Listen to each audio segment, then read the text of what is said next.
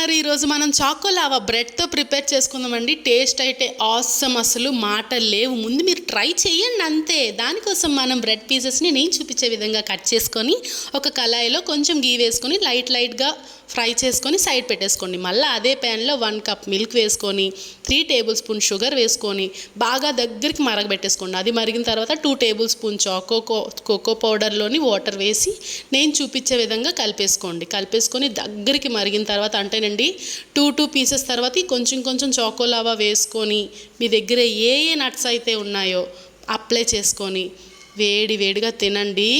దీని ముందు మనం రెస్టారెంట్స్కి తినే బ్రౌనీలు చాలా అన్నీ వేస్ట్, అంతే, మాటలు లేదు. ఇంకొకసారి మీరు ట్రై చేయండి. టేస్ట్ ఎలా ఉందో కామెంట్లో చెప్పేయండి.